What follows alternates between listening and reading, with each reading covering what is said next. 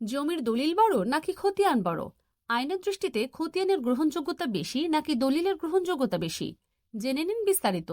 জমির মালিকানা প্রমাণের ক্ষেত্রে দলিল এবং খতিয়ান উভয়েরই গুরুত্ব আছে।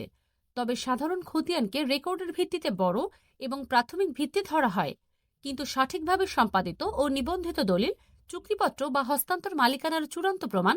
দলিল ছাড়া খতিয়ানে নাম ওঠানো যায় না, কিন্তু খতিয়ানে ভুল থাকলে দলিল দিয়ে তা সংশোধন করা যায়।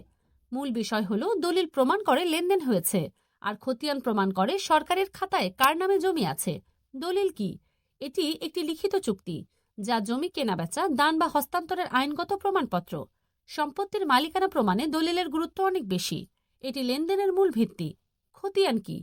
খতিয়ান বা রেকর্ড হলো সরকারি জরিপের মাধ্যমে তৈরি একটি হিসেব বই, যেখানে মৌজাভিত্তিক জমির মালিকের নাম, ঠিকানা, দাগ নম্বর, পরিমাণ ইত্যাদি লেখা থাকে।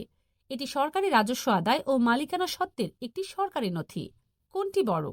ক্ষমতার দিক থেকে দলিলের মাধ্যমে জমি কেনাবেচা বা হস্তান্তর হয়, তাই এটি লেনদেনের জন্য বড়, কিন্তু সরকারের রেকর্ডে খতিয়ানের নাম থাকাটাও জরুরি। আইনি প্রাধান্য: একটি ভালো দলিল যা সঠিকভাবে নিবন্ধিত থাকলেও ভুলবশত রেকর্ড অন্যের নামে থাকলে তা সংশোধন করা যায়। সম্পর্ক: দলিল থাকলে খতিয়ানে নাম তোলা যায়, কিন্তু খতিয়ান ছাড়া নতুন দলিল করা যায় না।